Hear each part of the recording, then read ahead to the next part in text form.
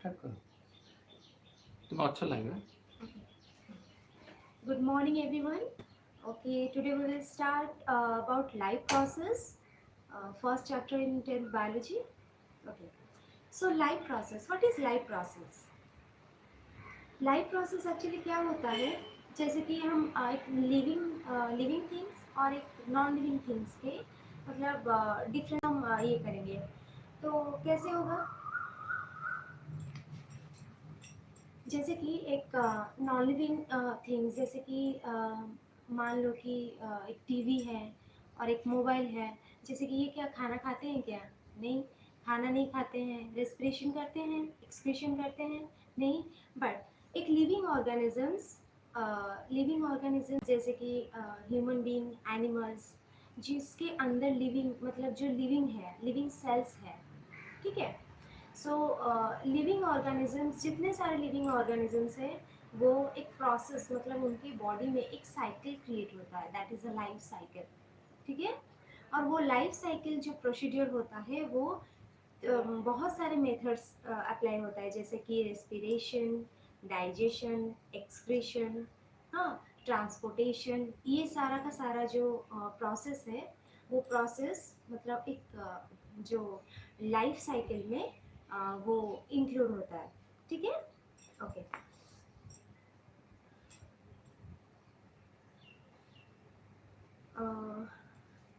So the living, आज हम start करेंगे जैसे कि लिविंग ऑर्गेनिजम्स में क्या क्या प्रोसीड्यूर होता है। जैसे कि हम प्लांट को देखा जाए, प्लांट्स में क्या क्या होता है। जैसे कि फोटोसिंथेसिस प्रोसेस होता है। फोटोसिंथेसिस प्रोसेस में क्या होता है? फोटोसिंथेसिस प्रोसेस जैसे कि प्लांट में प्लांट जो लीव्स होता है, लीव्स के अंदर बहुत सारे स्टोमाटा, ठीक है, स्टोमाटा होता है। वो स्टोमाटा के अंदर ग्रीन पिगमेंट होता है। ग्रीन पिगमेंट यानी कि क्लोरोफिल। क्लोरोफिल क्या करता है?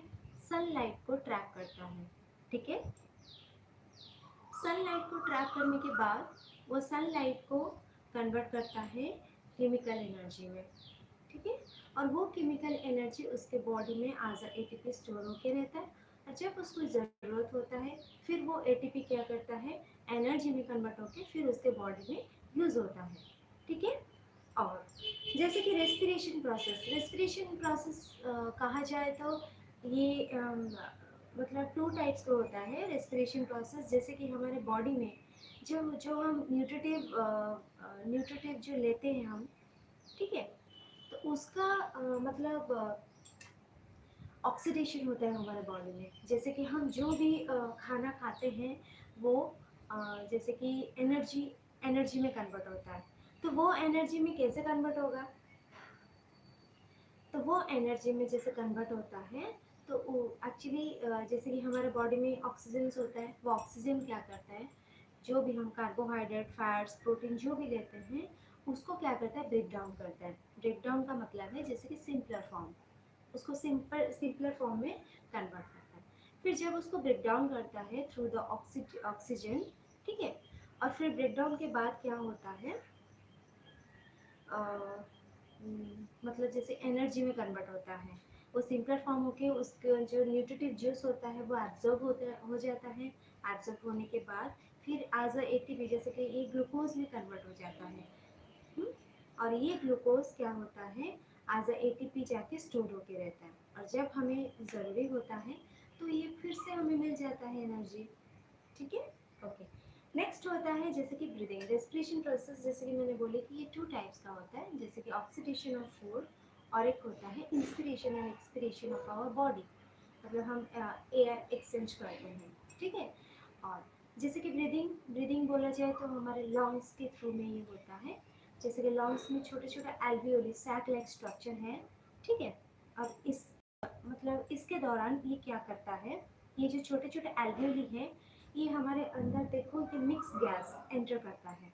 ये मिक्स गैस क्या करता है? मिक्स गैस में जो ऑक्सीजन जो लेवल होता है, वो ऑक्सीजन को कंज्यूम करता है। कौन? एल्वियोली। देन एल्वियोली क्या करता है? एल्वियोली ऑक्सीजन को कंज्यूम करता है, देन CO2 को क्या करता है? बाहर निकाल देता है। ठीक है। ये होता है प्रोसेस। सो नेक्स्ट होता है जैसे कि न्यूट्रिशन। सो न्यूट्रिशन प्रोसेस में जैसे कि हमारा इनटेक ऑफ फूड का जो मोड होता है वो दो तरह के होता है, जैसे कि हेट्रो एंड একটু বনে বাইরে সাউন্ডটা साउंड আসছে আসছে এদিকে জোরে अच्छा এইপটে রাইট সাইডে हाँ तो ऊपर ऊपर बटन टा दबाओ दबेছে স্যার অন ठीक है पूरा ऊपर डाउन देखो हाँ ठीक है ওইরকম লিখলে সাউন্ড কম কেন জোরে পড়বে अच्छा अच्छा ঠিক আছে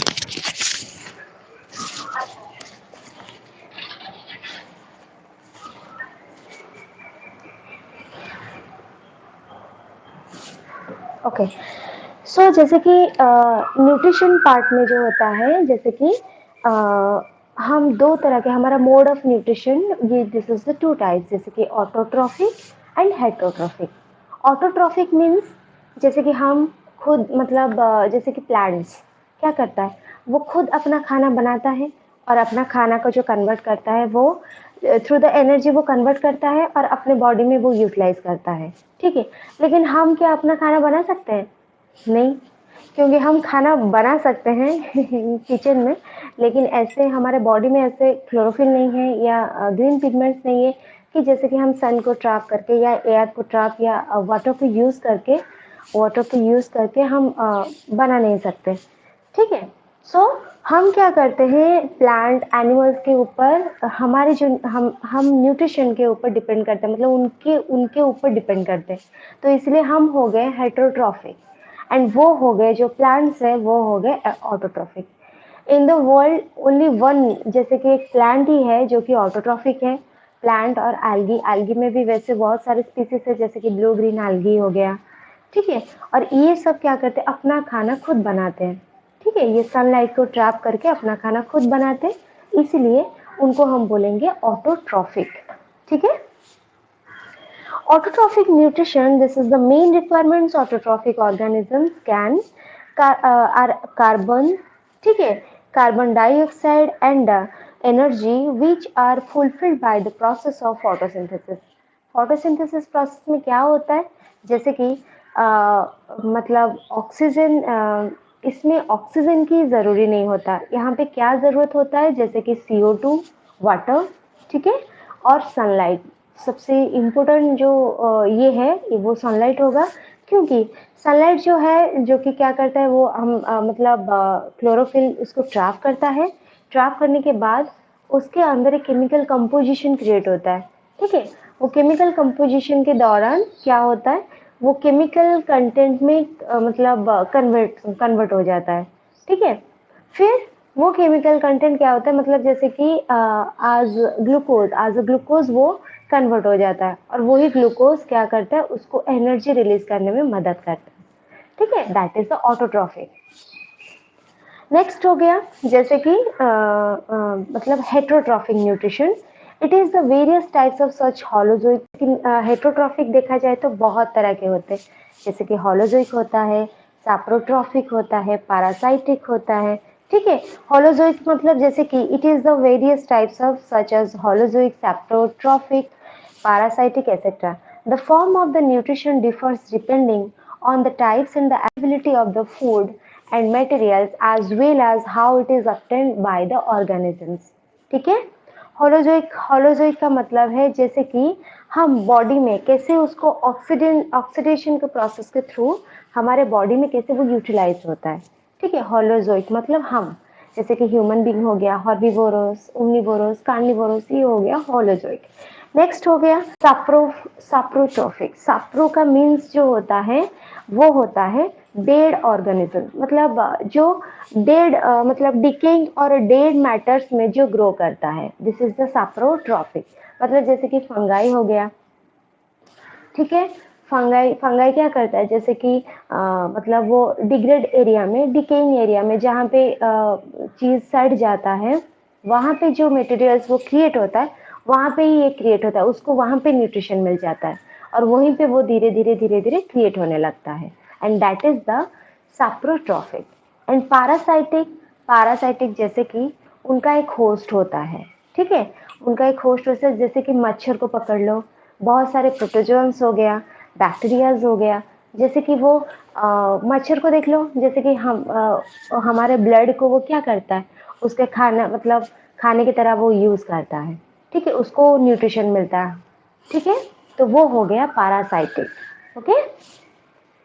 सो नेक्स्ट जैसे कि ये हो गया होलोजोइक, सैप्रोट्रॉफिक एंड पैरासाइटिक, ये हो गया। इसके बाद हम पढ़ेंगे nutrition in the human being.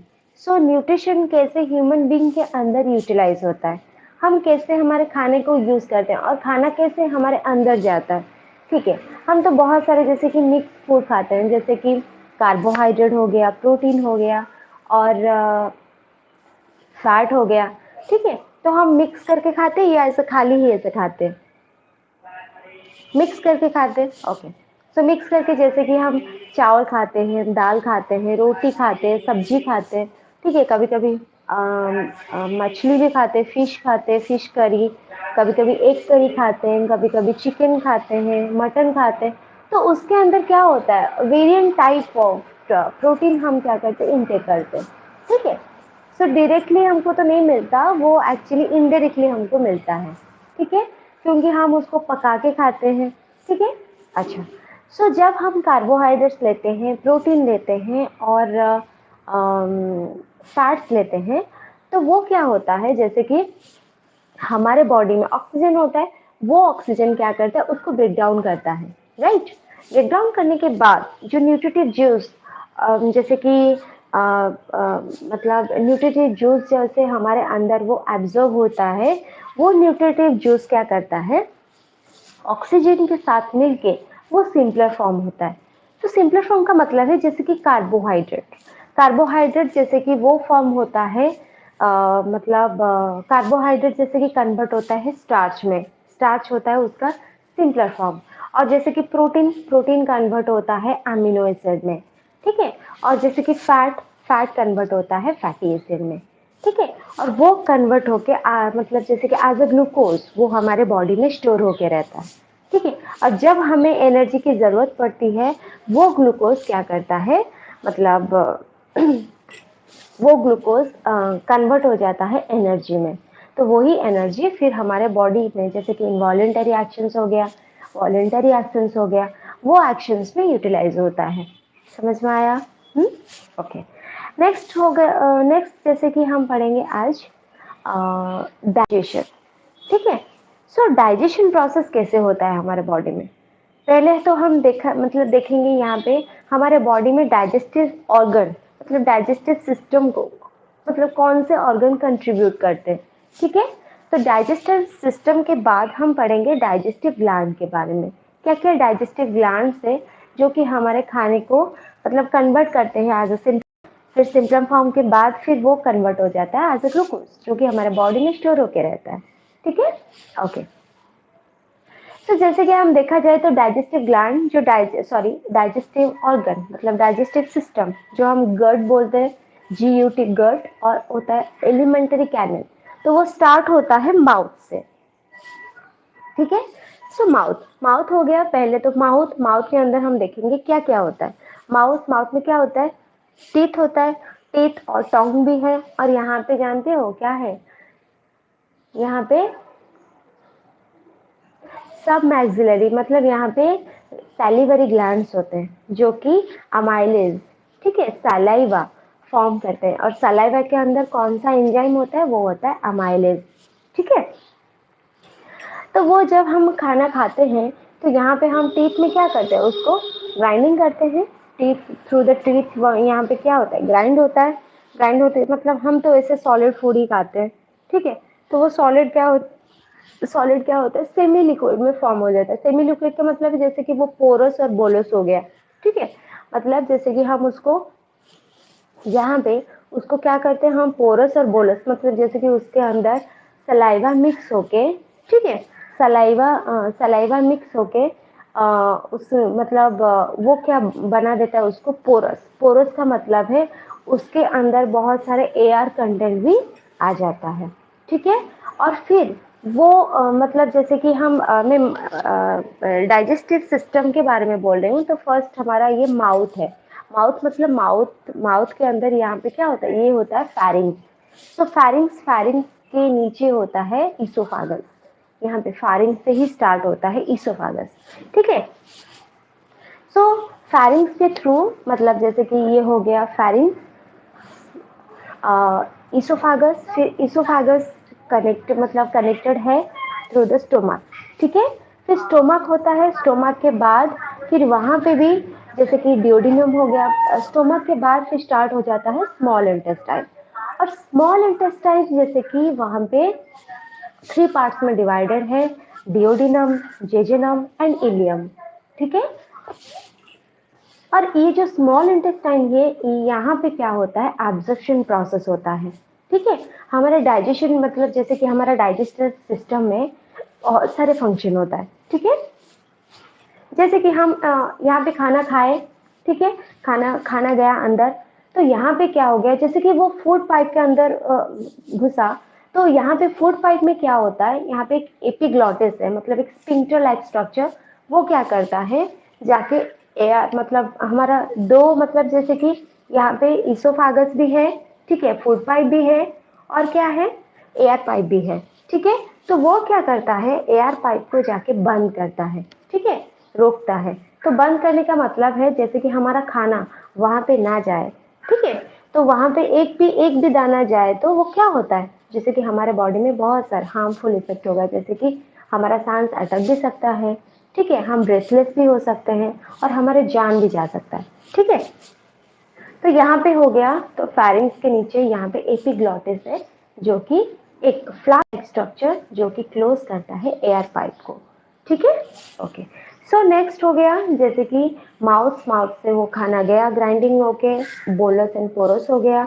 और टंग क्या किया, टंग क्या करता है, टंग से मतलब हम टेस्ट को रिकॉग्नाइज करते हैं, ठीक है। सो टेस्ट के दौरान जैसे कि और भी काम करता है, जैसे कि खाना को, ठीक है, खाना को मतलब जैसे कि बैलेंस रखता है। बैलेंस मतलब जैसे कि हम खाना खाते हैं, उसको निगलने में भी मतलब जो हम सैलो करते हैं, खाना को निगलते हैं, तो निगलने में वो हेल्प करता है, ठीक है। जब खाना पोरस और बोलस हो जाता है, तुरंत ही उसको क्या करता है, निगल लेता है, ठीक है। और ये जो ईसोफागस है, ईसोफागस थ्रू के अंदर जब खाना जाता है धीरे धीरे, वही मूवमेंट को हम बोलेंगे पेरिस्टाल्सिस मूवमेंट। पेरिस्टाल्सिस मूवमेंट का मतलब है जैसे कि यहाँ पे कॉन्ट्रैक्ट होता है, then expand, contract and expand. जब वो धीरे धीरे कॉन्ट्रैक्ट होता है, तो खाना मतलब वो एक प्रेशर डालता है खाने के ऊपर, ठीक है, फिर वो प्रेशर से वो नीचे जाता है खाना, ठीक है। फिर नेक्स्ट हुआ मतलब जैसे कि खाना पहुंच जाता है स्टोमक के अंदर, तो स्टोमक क्या करता है, hydrochloric acid HCl, concentrated HCl क्या करता है, सिक्रेट करता है, ठीक है। उसके अंदर बहुत सारे ग्लैंड्स है, ठीक है, सिक्रेटरी ग्लैंड्स, जो कि वो हाइड्रोक्लोरिक एसिड सिक्रेट करता है, उसको हम गैस्ट्रिक ग्लैंड बोलेंगे, ठीक है। तो वो क्या होता है, जैसे कि वो मतलब धीरे धीरे क्या होता है, हमारे जो खाना को धीरे धीरे वो एसिड क्या करेगा, सोचो एसिड क्या करेगा, मतलब एसिड क्या करेगा, हमारे खाने को वो क्या करेगा, डिग्रेड करेगा। डिग्रेड जैसे वो करेगा, धीरे धीरे वो खाने में जितने सारे जूस है, जूस मटेरियल है, वो निकलेगा, ठीक है। और उसी जूस मटेरियल को हम बोलेंगे न्यूट्रिटिव जूस, और वही न्यूट्रिटिव जूस एब्जॉर्ब होता है, एब्जॉर्ब होके जाके लिम्फेटिक सेल में जाके वो स्टोर होके रहता है, ठीक है। ओके, सो नेक्स्ट हो गया स्टोमक। स्टोमक के अंदर फिर से वो एसिड फॉर्म में, और एक बात होता है, हाइड्रोक्लोरिक एसिड का बहुत सबसे इम्पोर्टेंट फंक्शन क्या होता है, जो हमारे जैसे कि खाने के दौरान बहुत सारे बैक्टीरिया, बहुत सारे जर्म्स, प्रोटोजोन्स भी हमारे बॉडी में एंटर करते हैं, ठीक है। और जब वो मतलब जब वो हाइड्रोक्लोरिक एसिड के साथ एक्यूमुलेट होते हैं, तो वो धीरे धीरे वो मर जाते हैं, ठीक है। मतलब ये एक तरफा एक प्रिवेंटिव भी हो गया, मतलब ये हमारे बॉडी को प्रिवेंट भी करता है, ठीक है।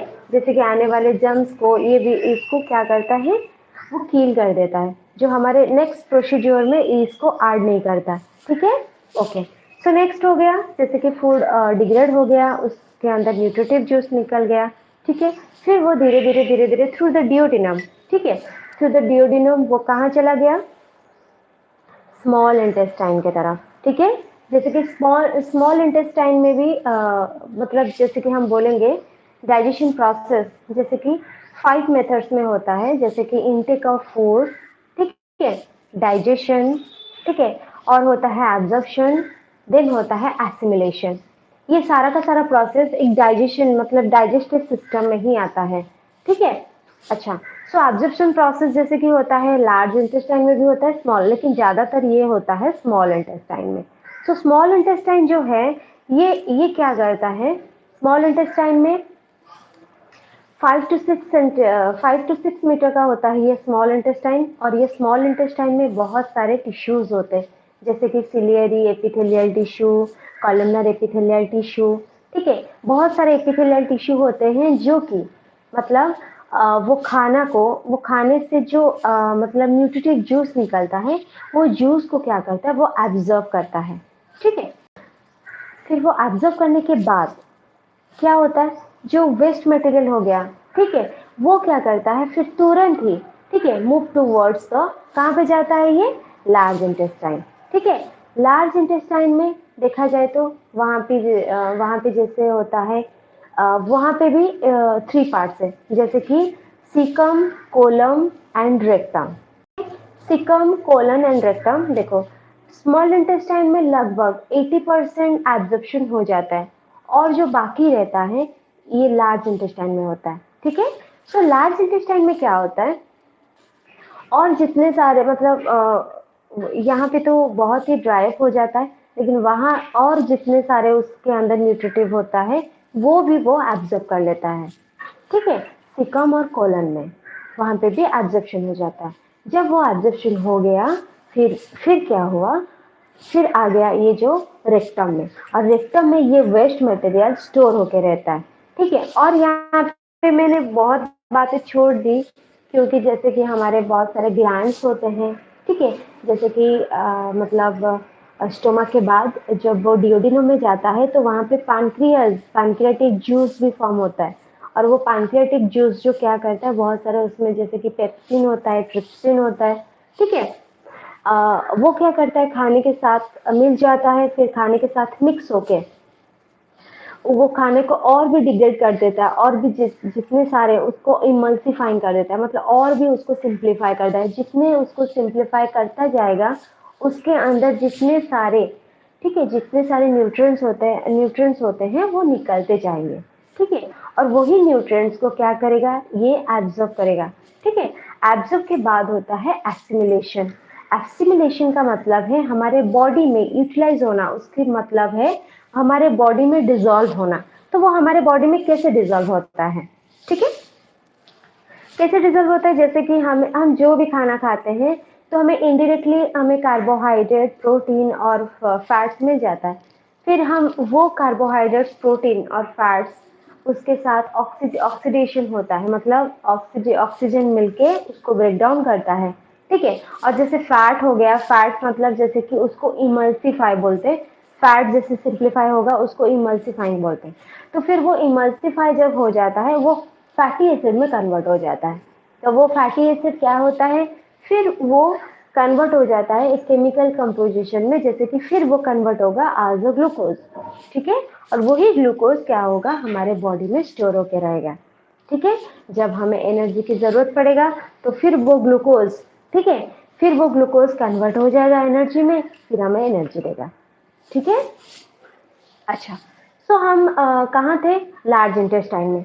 सो जितने सारे यहाँ पे एब्जॉर्प्शन हो गया, मतलब स्मॉल इंटेस्टाइन में जितने सारे एब्जॉर्प्शन हो गया, फिर भी लार्ज इंटेस्टाइन में और थोड़ा सा एब्जॉर्प्शन वहाँ पे होता है, ठीक है। और वहाँ पे वो पूरा खाना को निचोड़ के निकाल देता है, जैसे कि निकाल देता है उसके अंदर जितना भी न्यूट्रिटिव होता है, और जितने सारे छोटा छोटा जितना भी बहुत कम अमाउंट का होता है उसको भी निचोड़ के वो निकाल देता है, ठीक है। तो और जो बच गया नाइट्रोजनस वेस्ट मटेरियल, उसको क्या करता है, वो रेक्टम में जमा कर देता है। और वो रेक्टम में एक स्पिंक्टर होता है, जब रेक्टम में जमा हो जाता है तो वो स्पिंक्टर अपने आप वो कॉन्ट्रैक्शन एंड एक्सपांशन होता है, फिर जाके हम थ्रू द एनस वो निकल जाता है या गिव आउट हो जाता है। तो ये होता है पूरा डाइजेशन का प्रोसेस, ठीक है। सो डाइजेशन मतलब डाइजेशन जैसे कि यहाँ पे क्या हो गया, कौन सा प्रोसेस आ गया, जैसे कि फास्ट इनटेक ऑफ फूड मतलब इंजेशन। इंजेशन का मतलब होता है इनटेक ऑफ फूड। इंजेशन के बाद आ गया क्या, डाइजेशन। इंजेशन के बाद हमारे बॉडी में क्या होता है, डाइजेशन प्रोसेस होता है। कहाँ पे होता है ये, स्टोमक में होता है। ठीक है, स्टोमक पे मतलब स्टोमक बोल दी, लेकिन स्टोमक नहीं, स्टोमक भी होता है, स्मॉल इंटेस्टाइन भी होता है और लार्ज इंटेस्टाइन भी होता है। ये पूरे जो 3 ऑर्गन्स है वहाँ पे पूरा कंप्लीट होता है हमारा डाइजेशन प्रोसेस। ठीक है, वहाँ पे डाइजेशन भी होता है और डाइजेशन के बाद जो एब्जॉर्प्शन प्रोसेस होता है वो पूरा होता है कहाँ पे, स्मॉल इंटेस्टाइन और लार्ज इंटेस्टाइन में। ठीक है, तो फास्ट हो गया इंजेशन जो कि इनटेक ऑफ फूड। सेकंड हो गया डाइजेशन। डाइजेशन मतलब हमारे खाना को जो पचाता है। ठीक है, और फिर डाइजेशन के बाद हो जाता है एब्जॉर्प्शन, मतलब खाना को जो खाना पचने के बाद मतलब डिग्रेड होने के बाद उसके अंदर जो न्यूट्रिटिव जूस होता है वो बहुत सारे जो टिश्यूज होते हैं, बहुत सारे एपिथेलियल सेल्स होते हैं, वो क्या करते हैं, वो न्यूट्रिटिव जूस को वो न्यूट्रिटिव जूस को एब्जॉर्ब कर लेते हैं और वही एब्जॉर्प्शन वही प्रोसेस को हम बोलेंगे एब्जॉर्प्शन। एब्जॉर्प्शन के बाद होता है एसिमिलेशन। एसिमिलेशन मतलब हमारे बॉडी में वो डिसॉल्व होना, मतलब हमारे बॉडी में as a ATP, as a glucose वो स्टोर होना, उसी को बोलते हैं एसिमिलेशन। एसिमिलेशन के बाद हम बोलेंगे क्या, इजेशन। इजेशन का मतलब है एक्सक्रीशन। ठीक है, थ्रू द एनस जो नाइट्रोजन वेस्ट मटेरियल जो निकल जाता है उसी को हम बोलते हैं क्या, इजेशन। ये बहुत ही इंपॉर्टेंट है, इसको याद रखिए। जैसे कि डाइजेशन प्रोसेस किसके मतलब बहुत सारे स्टेप्स होते हैं, उसमें 5 स्टेप्स है। क्या है, intake of food, ingestion, next हो गया डाइजेशन। ठीक है, नेक्स्ट हो गया थर्ड पार्ट हो गया एब्जॉर्प्शन, फोर्थ हो गया एसिमिलेशन और लास्ट पार्ट, फिफ्थ पार्ट हो गया एक्सक्रीशन या इजेशन।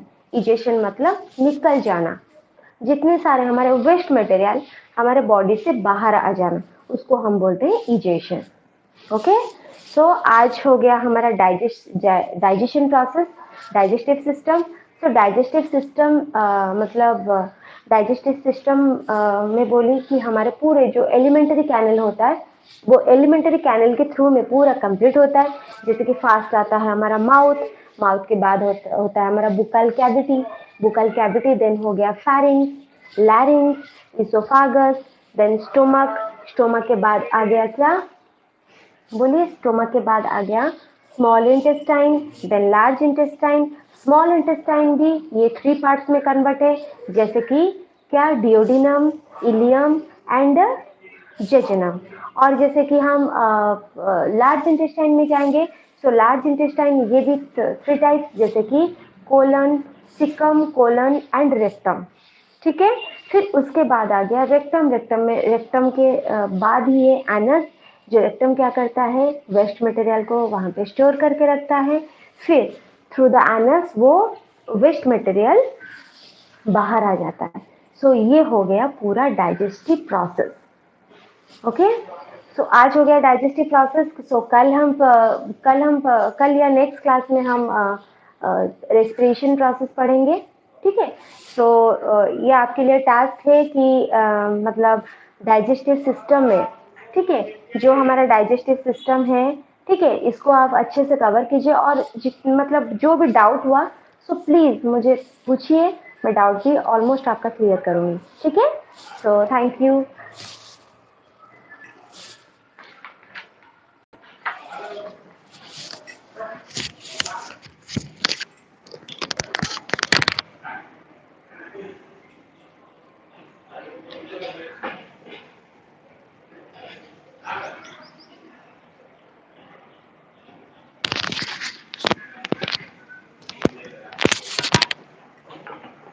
ठीक है।